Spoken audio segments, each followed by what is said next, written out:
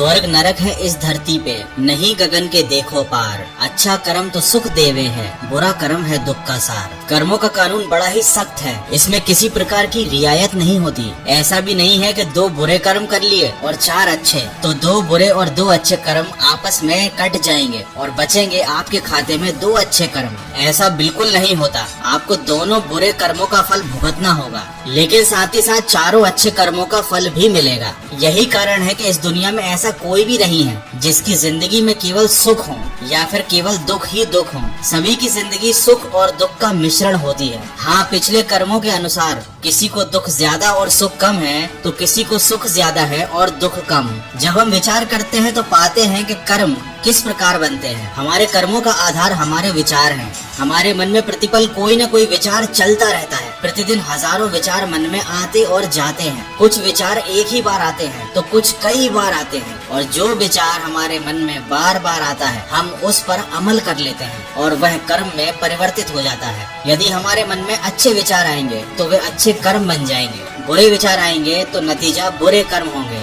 मन में हमेशा कोई न कोई विचार आता ही रहता है, मन कभी शांत नहीं बैठता, और इसी तरह हमारे कर्मों का सिलसिला भी चलता ही रहता है। इसीलिए संत समझाते हैं कि अगर इस जन्म में और अगले जन्म में सुखी होना चाहते हो तो मनसा वाचा कर्मणा, किसी का भी मन से, कर्म से और वचन से न बुरा सोचो और न बुरा करो। बहुत से लोग सोचते हैं कि मरने के बाद स्वर्ग मिलता है। अरे मरने के बाद आपको जो भी मिलेगा उसका अभी आपके लिए क्या मोल। बहुत से लोग अपनी सारी जिंदगी स्वर्ग जाने की ख्वाहिश में और नरक से बचने की कोशिश में निकाल देते हैं, जबकि इसी धरती पर इसी जीवन में स्वर्ग और नरक दोनों मौजूद हैं। गोस्वामी तुलसीदास जी ने रामायण में इस बात का वर्णन किया है। उन्होंने कहा है कि ईश्वर ने इस धरती को कर्म प्रधान बनाया है। अगर आप अच्छे कर्म करेंगे तो यही धरती आपके लिए स्वर्ग बन जाएगी, और अगर आप गलत काम करेंगे तो यहाँ पर आपको नरक के समान फल भोगने को मिलेंगे। किसी ने क्या खूब कहा है कि स्वर्ग और नरक दोनों हमारे भीतर बसे हैं। इस बात को बहुत विस्तृत तरीके से जेम्स एलन ने अपनी किताब द हेवनली लाइफ में बताया है। दोस्तों, कर्म के नियम को विधि का विधान या विधि का नियम भी कहा जाता है। हमारे जीवन में अगर हमारे मन पसंद या मनचाही बात हो जाए तो अच्छा है, लेकिन अगर ना हो तो और भी अच्छा है, क्योंकि हमें ये बात समझनी चाहिए कि ईश्वर हमारे लिए वही काम पूरा करते हैं जो हमारे लिए आगे चलकर सही होता है। इसीलिए तो अनुभवी लोगों ने एक बात कही है, स्वर्ग का सपना छोड़ दो, नरक जाने का डर छोड़ दो। कौन जाने क्या पाप क्या पुण्य, बस किसी का दिल न दुखे अपने स्वार्थ के लिए, बाकी सब कुदरत पर छोड़ दो और पूरे जी जान से सफलता की ओर प्रयास करो। जिंदगी में तब तक भागते भागते काम करो जब तक सोते सोते पैसा आना शुरू ना हो जाए। हमारी कमजोरियां हमें कमजोर साबित नहीं करती, बल्कि ये बताती हैं कि हमें और ज्यादा कोशिश करने की जरूरत है। और अंत में सिर्फ इतना कहना चाहूंगा कि सिर्फ दिखावे के लिए अच्छा मत बनो। ऊपर वाला आपको बाहर से नहीं बल्कि भीतर से अच्छे से पहचानता है। आशा करता हूँ इन बातों ने आपके दिल को छुआ होगा। तो अच्छे कर्म करते चलिए, मेहनत के साथ, सकारात्मक सोच के साथ अपने लक्ष्य की तरफ बढ़ते चलिए।